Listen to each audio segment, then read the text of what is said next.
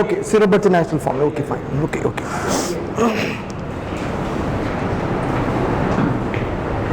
Okay.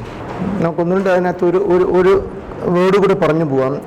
So, what are the major pollutants in cigarette smoking? Cigar smoking. Normally, we used to say that cigarette smoking is mostly affecting the passive smokers rather than active smokers. Why? Why cigarette smoking is banned in the open premises? Government of India banned smoking in the public places. Why? Open യാർഡിൽ smoke ചെയ്യാൻ പാടില്ലെന്നാണ് നിയമം പറയുന്നത്. എന്തുകൊണ്ടാണ്? അതിന് reason സിമ്പിളാണ്. ഞാൻ ആദ്യം പറഞ്ഞ പോയിന്റാണ്. Cigarette smoking is most injurious to passive smokers rather than active smokers. Okay, the reasons are: number one, when you smoke, it releasing carbon monoxide. Point number one, carbon monoxide. Second is, it releasing polyaromatic hydrocarbon, PAH, another toxic compound. Polyaromatic hydrocarbon. Polyaromatic hydrocarbon. So what we commonly call PAH. Again, highly toxic. Number three, it also releasing another toxic compound called vinyl chloride. VINYL. നമ്മൾ ഫ്ലെക്സിനകത്ത് കാണുന്ന compound ഇതാ Vinil chloride ആണ്. നമ്മളത് flex ban ചെയ്യാനുള്ളൊരു കാരണം. Vinil chloride, VINYL, Vinil chloride. Number four, it is also emitting alpha rays from polonium-210, POLONIUM 210. Okay, so polonium-210 capable of emitting alpha rays. Polonium 210 210. ഇതാണ് 4 ingredient പറയുന്നത്. ഒന്ന് കാർബൺ മോണോക്സൈഡ് ആണ്, 2 poly aromatic hydrocarbon, 3 vinyl chloride, 4 alpha rays from polonium-210. So the passive smoker is getting 4 major ingredients. So there's more toxic than the other component. So we start banning smoking in the public places. അപ്പോൾ ഇങ്ങനെ ചോദ്യങ്ങളൊക്കെ something very connective in nature. Okay, അപ്പോൾ അത്രയും മതി. The even called air pollution. Next is what we will see, the even called water pollution. Water pollution.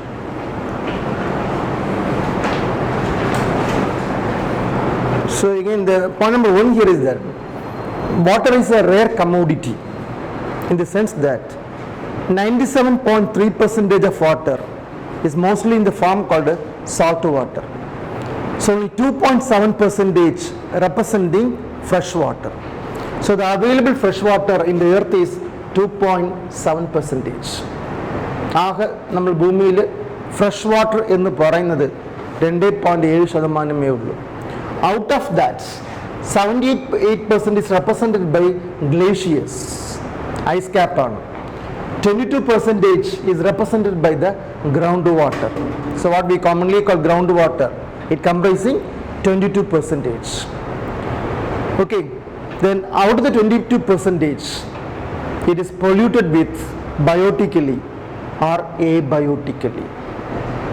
See the word, it's polluted biotically or abiotically. So what we commonly call the water pollution. So ഇതാണ് നമ്മളെ status കോ എന്ന് പറയുന്നത്. So I repeat the point, the fresh water available in the earth is 2.7%. Out of that 78% represented by glaciers, ice cap എന്ന് പറയുന്നത്, 22% forming the fresh groundwater. Okay, in the groundwater have got contamination either biotically or abiotically. For example, the last 2 days, if you go through Indian 12 newses, the fresh water bottle supplied by the multi-corporate companies containing E. coli contamination. Generally E. coli occurring in the fecal matters. So the point is very simple, that our water is contaminated with biotic pollutant or abiotic pollutants. We will see how the water is available here. So the point number 1 here is that, so generally water pollution is falling under 3 heads. The first one is the most important one, what we commonly called eutrophication. Eutrophication. So again, if you take the global scenario, the highest eutrophication recorded from Asian part of the world, nearly 58%. So 58% of water body in Asian countries are eutrophied, followed by Europe, then comes America. The minimum eutrophication recorded is African part of the world. So the range is between 58% to 28%. Largest available in Asian part of the world and least available in African part of the world. Okay, so what do you mean by the word eutrophication? So if I put the meaning very simply, it representing organically polluted water bodies. The water body polluted by organic matter. Okay, so more specifically, if I go the value, the elements are nothing other than nitrogen and phosphorus. Okay, but literally the eutrophication means more availability of nitrogen and phosphorus. Okay, again if I put the source basically from the fertilizer called NPK, nitrogen, phosphorus, potash, and secondly from the domestic waste, especially your detergents containing rich amount of phosphorus. But either the source is from leaching of fertilizers or from the domestic sewage comprising detergent waste containing the element phosphorus. Okay, the sources are either from fertilizer or from detergents. Okay, so the water is rich in nitrogen and phosphorus. Subsequently, we see the point here. Once there is a more amount of nitrogen phosphorus, there will be a flushing of a bacteria called cyanobacteria, or previously called with the term blue-green algae. So they are commonly called with the term blue-green algae and currently included under the category called cyanobacteria. They rush or flush into the water body because they are preferring the element N and P. Then gradually, if they move into the water body, they consume the nitrogen phosphorus by intaking oxygen available in the water, what we commonly call with the term dissolved oxygen. So they consume the N and P by utilizing oxygen available in the water, what we commonly call dissolved oxygen. So gradually the level of DO decreases. Then the water is generally unfit for use. This generally leads to massive death of fish population. We call the end phenomena by the term called eutrophication. Okay, now see the word there. Eutrophication refers abundance of N and P, more density of cyanobacteria. 3. Low profile of dissolved oxygen, what we commonly called by the term eutrophication. This water will be generally unfit for survival of fish population, leading to massive deaths. But the point is very simple. Generally, in eutrophied water body, fish never survives. Generally, because the level of DO is comparatively less. Okay, see the second word. We normally measure the eutrophication by using a tool what we commonly call a BOD.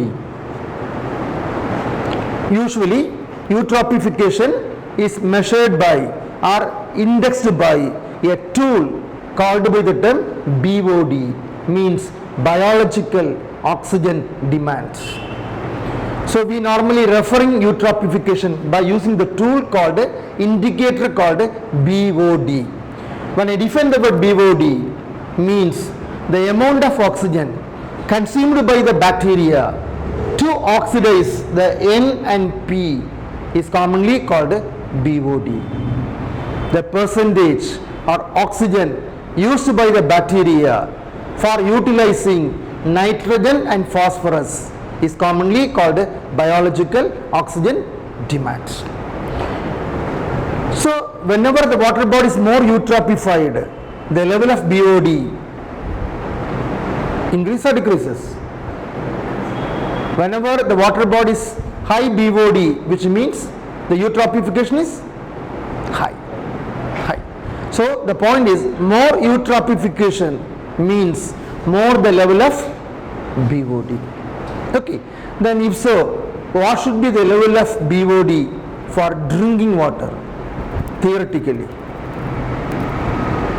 what should be the level of BOD for drinking water? It should be 0. But luckily or unluckily, never we get 0 BOD during drinking water. Never. So usually the range is what nationally set by the value called, it is the range called 1 to 2. So what we commonly call good water. So but the point here is that the BOD level is in between 1 to 2 represent or indicating good water. Again, if the value is 3 to 5, the water is usually satisfactory or to the level of bad. Any value greater than 5 to the value up to 10, the water is unfit for usage. But see the point here, 1 to 2 indicating good water. So that's water what we have available in the earth. Then if the range is between 3 to 5, satisfactory or poor. If the value above 5, the water is absolutely unfit for usage. Okay, but usually what I said in the last word, in the drinking water in the PET bottle we have got a range of 3 to 5. Okay, that's a news value we have.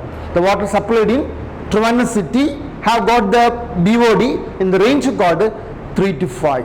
So that's why we have got the contamination of many algal, many bacterial remnants. Okay, you can see the word, whenever the BOD is increasing, the level of DO decreases. So the value of BOD and DO are inversely related. Higher the BOD, lower the DO. Higher the DO, lower the BOD. Okay, then if so, what should be the level of DO for drinking water? Is it 8 gram per liter, 8 mg per liter, 8 μg per liter, or 80 mg per liter? So the question will be in any direction you have. So my point is very simple. What should be the available level of DO for drinking water? 8 mg per liter. It's an international value. If the water have got less than 8 mg per liter, the water is unfit for usage. Okay, if the level of DO, not the BOD, level of DO less than 8 mg per liter, the water is unfit for usage. So minimum DO for drinking water is 8 mg per liter. Okay, you can see another word is there. We are commonly indicating eutrophication by a local word called algal bloom. Generally, we call the eutrophication by an alternative word called algal bloom. For example, if you touch the inner side of the mug or the buckets in your restroom or in your washroom, how do you feel? എപ്പോഴെങ്കിലും മഗിൻ്റെ അകത്തൊന്ന് തൊട്ട് നോക്കിയിട്ടുണ്ടോ? Slippery, slimy in nature, because this bacteria, the cell membrane or wall is mucilaginous. It peels off, discarding the wall. That is why the water will be slimy in nature. So common man used to call the word algal bloom. Okay, so that means even our washroom or the restroom, the water is eutrophied. See the word, even in your washroom or in the restroom, the water is eutrophied because the inner side of the mug or the bucket have got slimy due to the release of mucilaginous compound by the bacteria. So but normally we are representing the mucilaginous nature in the water body as another indicator of eutrophication. Okay, again see that if the level of eutrophication increases, the water will be turbid in nature with a foul smelling. See the word, whenever the eutrophication increases, the color of the water gradually changes. That's why I use the word coloration will be there, followed by foul smelling. Again we indicate the terminology called eutrophication. Now see the point here, eutrophication means rich in കിണറ്റിൽ വരെ വളരെ probability കുറവാണ്. നമ്മൾ public കമ്പാർട്ട്മെന്റിൽ ഒന്ന് വെള്ളം നോക്കുക, public കമ്പാർട്ട്മെന്റിൽ ബക്കറ്റിൽ കാണുന്ന വെള്ളം നോക്കുക, മിക്കവാറും ഒരു ഒരു ബ്ലൂ ഗ്രീൻ കളറിലായിരിക്കും കാണുന്നത്. കിണറ്റിൽ വരാൻ പ്രോബിലിറ്റി വളരെ കുറവാണ്, ലെസ് ആണ്.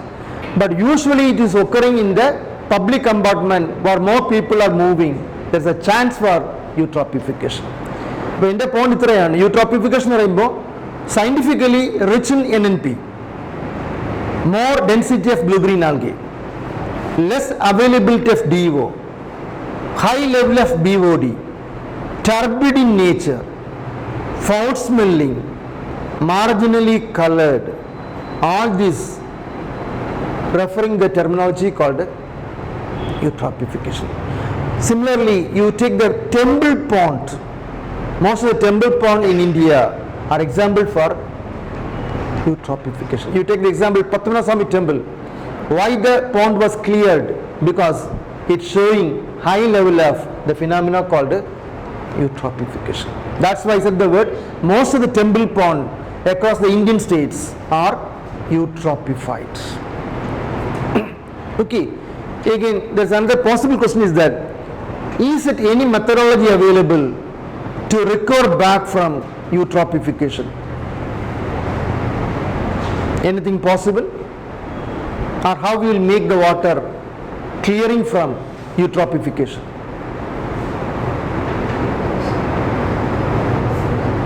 So one of the costly method we are employing is filtering. It is not possible to filter the pond or the huge water bodies. But generally, in the people of Gujarat, what they are doing is that they will culture marine algae in the water body, what we commonly call seaweeds, capable of absorbing the NNP. That's another technique they are employing. So they normally cultivate marine algae, what we commonly call seaweeds, capable of intaking the elements called N and P. So by which you can minimize the phenomena called eutrophication. One other way. Secondly, if you travel in Alappuzha part of the Kerala, where they are cultivating shellfish also capable of removing the elements called nitrogen and phosphorus. Either by using shellfish or by using marine seaweeds to a level best, we can remove the components called NNP, thereby minimizing the phenomena called eutrophication.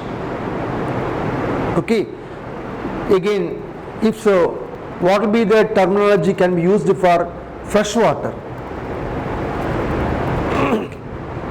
Oligotrophic. There's another word is what they are employing, oligotrophic, which means fresh water, less eutrophied or zero eutrophied, oligotrophic water bodies. So means which does not containing any NNP. So NNP will be marginal or negligible. So what we commonly call the oligotrophic water bodies. Okay, but that's the word eutrophication. Oligotrophic, O-L-I-G-O. Clear?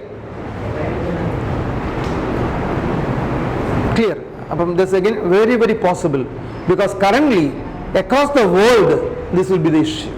The water bodies are contaminated by NNP. You take most of the agricultural states of India, Punjab, the Indian water bodies are highly eutrophied.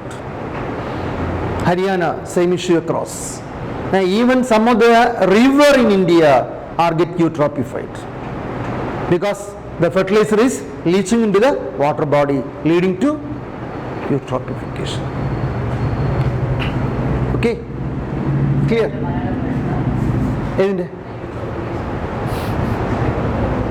No idea. No idea here.